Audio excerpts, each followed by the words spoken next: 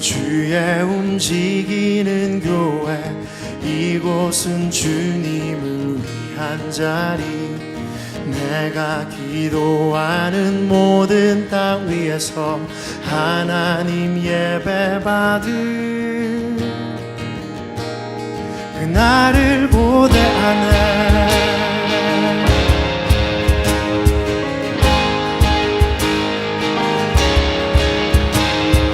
우리는 주의 움직이는 교회, 이곳은 주님을 위한 자리. 내가 기도하는 모든 땅 위에서 하나님 예배받을 그날을 고대하네. 나의 노래로 주님의 성전을 지으리. 높임을 받으소서. 이스라엘의 찬송 중 거하신 주님을 거룩하십니다. 두 손 들어 주님의 보좌를 만들고 온 맘 다해 경배하리. 구름 날개 사이에 임하신 것처럼 내 위에 임하소서. 우리는 주의 움직이는 교회, 이곳은 주님을 위한 자리. 내가 기도하는 모든 땅 위에서 하나님 예배받을 그날을 고대하네.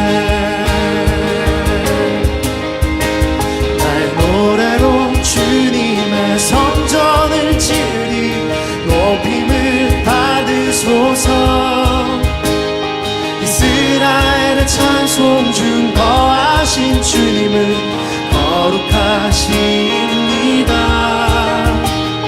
두 손 들어 주님의 보좌를 만들고 온 맘 다해 경배하리.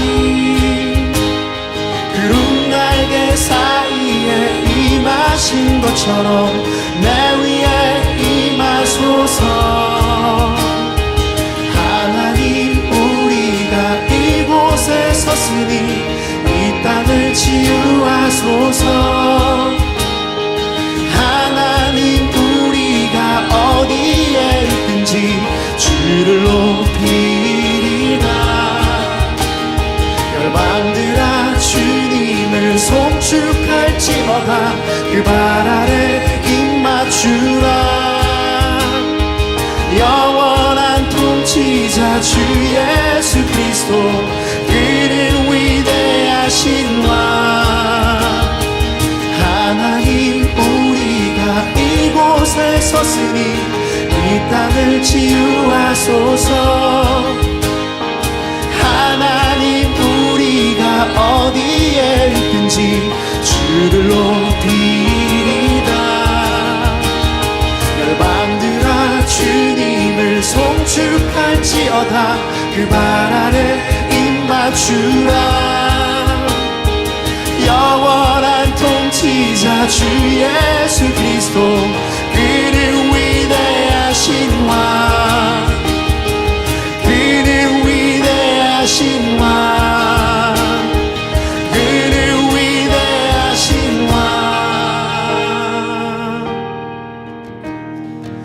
우리는 주의 움직이는 교회, 이곳은 주님을 위한 자리. 내가 기도하는 모든 땅 위에서 하나님 예배받을 그날을 고대하네. 샬롬, 주님의 평강이 여러분과 함께하기를 기원합니다. 오늘 성경 읽기와 말씀 묵상을 통해 하나님의 말씀을 깨닫는 지혜와 기도하고 간구하는 모든 것들 위해 응답의 열매가 충만하기를 소망합니다. 오늘 성경 읽기 내비게이션은 역대하 30장 히스기야 품다입니다. 히스기야가 온 이스라엘과 유다의 사람을 보내고 또 에브라임과 므낫세의 편지를 보내어 예루살렘 여호와의 전에 와서 이스라엘 하나님 여호와를 위하여 유월절을 지키라 하니라. 왕이 방백들과 예루살렘 온 회중과 더불어 의논하고 둘째 달에 유월절을 지키려 하였으니 이는 성결하게 한 제사장들이 부족하고 백성도 예루살렘에 모이지 못하였으므로 그 정한 때에 지킬 수 없었음이라. 왕과 온 회중이 이 일을 좋게 여기고 드디어 왕이 명령을 내려 브엘세바에서부터 단까지 온 이스라엘에 공포하여 일제히 예루살렘으로 와서 이스라엘 하나님 여호와의 유월절을 지키라 하니 이는 기록한 규례대로 오랫동안 지키지 못하였습니다. 보발꾼들이 왕과 방백들의 편지를 받아가지고 왕의 명령을 따라 온 이스라엘과 유다에 두루 다니며 전하니 일렀으되 이스라엘 자손들아, 너희는 아브라함과 이삭과 이스라엘의 하나님 여호와께로 돌아오라. 그리하면 그가 너희 남은 자 곧 아수르 왕의 손에서 벗어난 자에게로 돌아오시리라. 너희 조상들과 너희 형제같이 하지 말라. 그들은 그의 조상들의 하나님 여호와께 범죄하였으므로 여호와께서 멸망하도록 버려두신 것을 너희가 똑똑히 보는 바니라. 그런즉 너희 조상들같이 목을 곧게 하지 말고 여호와께 돌아와 영원히 거룩하게 하신 전에 들어가서 너희 하나님 여호와를 섬겨 그의 진노가 너희에게서 떠나게 하라. 너희가 만일 여호와께 돌아오면 너희 형제들과 너희 자녀가 사로잡은 자들에게서 자비를 입어 다시 이 땅으로 돌아오리라. 너희 하나님 여호와는 은혜로우시고 자비하신지라. 너희가 그에게로 돌아오면 그의 얼굴을 너희에게서 돌이키지 아니하시리라. 보발꾼이 에브라임과 므낫세 지방 각 성읍으로 두루 다녀서 스불론까지 이르렀으나 사람들이 그들을 조롱하며 비웃었더라. 그러나 아셀과 므낫세와 스불론 중에서 몇 사람이 스스로 겸손한 마음으로 예루살렘에 이르렀고 하나님의 손이 또한 유다 사람들을 감동시키사 그들에게 왕과 방백들이 여호와의 말씀대로 전한 명령을 한 마음으로 준행하게 하셨더라. 둘째 달에 백성이 무교절을 지키려 하여 예루살렘에 많이 모이니 매우 큰 모임이라. 무리가 일어나 예루살렘에 있는 제단과 향단들을 모두 제거하여 기드론 시내에 던지고 둘째 달 14째 날에 유월절 양을 잡으니 제사장과 레위 사람이 부끄러워하여 성결하게 하고 번제물을 가지고 여호와의 전에 이르러 규례대로 각각 자기들의 처소에 서고 하나님의 사람 모세의 율법을 따라 제사장들이 레위 사람의 손에서 피를 받아 뿌리니라. 회중 가운데 많은 사람이 자신들을 성결하게 하지 못하였으므로 레위 사람들이 모든 부정한 사람을 위하여 유월절 양을 잡아 그들로 여호와 앞에서 성결하게 하였으나 에브라임과 므낫세와 이사갈과 스불론의 많은 무리는 자기들을 깨끗하게 하지 아니하고 유월절 양을 먹어 기록한 규례를 어긴지라. 히스기야가 그들을 위하여 기도하여 이르되 선하신 여호와여 사하옵소서. 결심하고 하나님 곧 그의 조상들의 하나님 여호와를 구하는 사람은 누구든지 비록 성소의 결례대로 스스로 깨끗하게 못하였을지라도 사하옵소서 하였더니 여호와께서 히스기야의 기도를 들으시고 백성을 고치셨더라. 예루살렘에 모인 이스라엘 자손이 크게 즐거워하며 7일 동안 무교절을 지켰고 레위 사람들과 제사장들은 날마다 여호와를 칭송하며 큰 소리 나는 악기를 울려 여호와를 찬양하였으며 히스기야는 여호와를 섬기는 일에 능숙한 모든 레위 사람들을 위로하였더라. 이와 같이 절기 7일 동안에 무리가 먹으며 화목제를 드리고 그의 조상들의 하나님 여호와께 감사하였더라. 온 회중이 다시 7일을 지키기로 결의하고 이에 또 7일을 즐겁게 지켰더라. 유다 왕 히스기야가 수송아지 1000마리와 양 7000마리를 회중에게 주었고 방백들은 수송아지 1000마리와 양 10,000마리를 회중에게 주었으며 자신들을 성결하게 한 제사장들도 많았더라. 유다 온 회중과 제사장들과 레위 사람들과 이스라엘에서 온 모든 회중과 이스라엘 땅에서 나온 나그네들과 유다에 사는 나그네들이 다 즐거워하였으므로 예루살렘에 큰 기쁨이 있었으니 이스라엘 왕 다윗의 아들 솔로몬 때로부터 이러한 기쁨이 예루살렘에 없었더라. 그때 제사장들과 레위 사람들이 일어나서 백성을 위하여 축복하였으니 그 소리가 하늘에 들리고 그 기도가 여호와의 거룩한 처소 하늘에 이르렀더라.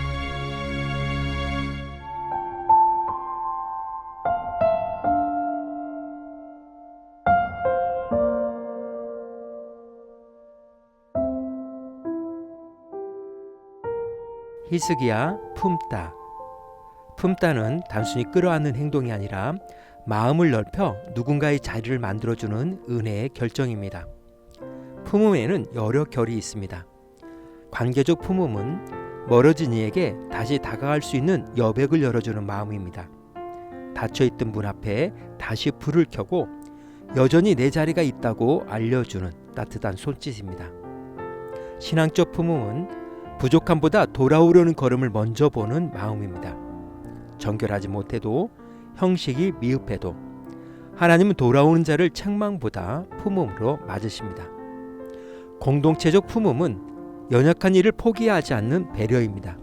기다려주고 덮어주고 함께 걷게 하는 은혜의 힘입니다. 리더의 품음은 문을 걸어 잠그지 않고 다시 여는 선택입니다.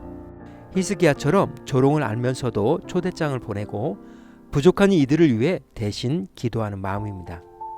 영적 품음은 하나님은 우리를 품으신 방식입니다. 넘어진 날에 더 넉넉해지는 품이며 규칙보다 마음을 먼저 읽어주시는 하나님의 은혜입니다. 품음은 말보다 먼저 건네는 온기이고 돌아오는 이가 말하기 전에 먼저 자리를 내어놓는 따뜻함입니다. 작은 온기 하나가 사람을 다시 살립니다. 그리고 품는다는 것은 마음을 조금 더 벌려 누군가가 들어올 수 있게 조용히 자리를 정돈하는 일입니다. 겨울 새벽 찬바람을 안고 돌아온 이를 위해 문틈의 불빛을 끄지 않고 기다리는 마음, 그것이 품음입니다. 품음은 날보다 먼저 보내는 온기이고 상대가 할 말을 하기 전에 이미 자리를 내어놓는 넉넉함입니다. 사람의 마음이 얼어붙을 때 어깨 위에 조용히 내려앉은 한 줌의 온기, 그 작은 따뜻함 한 조각이 사람을 다시 살립니다. 오늘 역대하 30장의 주제어는 히스기야 품다입니다. 히스기야는 무너진 예배를 다시 세우기 위해 첫걸음을 품음으로 시작했습니다. 그의 관심은 규칙이나 형식보다 흩어진 백성의 마음이었습니다. 그래서 그는 유대 사람들만이 아니라 우리를 향해 등을 돌리고 있던 북이스라엘까지 사람을 보내어 초대했습니다. 관계가 멀어졌고 조롱할 가능성이 높았으며 돌아오지 않을지도 모르는 이들이었습니다. 그럼에도 히스기야는 문을 닫지 않았습니다. 그는 품었습니다. 멀어졌어도 오십시오. 넘어졌어도 괜찮습니다. 하나님께 돌아오면 하나님도 여러분께 돌아오실 것입니다. 어떤 이들은 이 초대를 조롱했습니다. 비웃고 돌아섰습니다. 그러나 어떤 이들은 마음을 낮추고 예루살렘을 향해 걸음을 옮겼습니다. 히스기야는 반응의 차이에 따라 사람을 나누지 않았습니다. 그는 오기만 하면 누구든 품어주고 싶었습니다. 예배 자리에도 부족함은 여전히 드러났습니다. 정결 규례를 지키지 못한 이들이 많았습니다. 그것은 그들의 지난 세월이 무너져 있었기 때문입니다. 이 상황에서 지도자는 책망하거나 기준을 들이밀기 쉽습니다. 그러나 히스기야는 그 대신 그들을 위해 기도했습니다. 주님, 비록 형식은 부족해도 주님을 찾으려는 마음을 선하게 보아 주옵소서. 하나님은 그 기도를 들으셨습니다. 그리고 그 백성을 고쳐주셨습니다. 회복은 정죄가 아니라 품음에서 시작됨을 보여주셨습니다. 그날 예루살렘은 기쁨의 물결로 가득했습니다. 정해진 기간을 넘어 추가로 7일을 더 지킬 만큼 예배의 기쁨이 흘러넘쳤습니다. 누군가의 마음을 품을 때, 공동체가 다시 일어날 때 하나님은 그 자리에 기쁨과 자유를 부어주십니다. 히스기야의 시대에 일어난 일은 오늘 우리의 삶에도 질문을 던집니다. 나는 사람을 어떻게 품고 있는가? 누군가를 배제하기보다 초대하고 있는가? 돌아오는 작은 걸음을 귀하게 보고 있는가? 품음은 마음의 넓이요 믿음의 온도입니다. 하나님께서 우리를 품으신 은혜가 오늘 우리의 관계와 공동체를 다시 살리는 시작이 됩니다. 오늘 하루 성경 구약 성경 읽기 내비게이션은 역대하 30장 히스기야 품다였습니다. 이 시간 기도의 자리로 나아갑니다. 품음은 마음을 넓히는 은혜입니다. 정죄보다 회복을 먼저 선택하고 기준보다 돌아오는 걸음을 귀하게 보아야 합니다. 히스기야의 마음속에 있던 그 넉넉함을 기억하며 말씀의 교훈을 새기고 기도의 자리로 나아갑니다.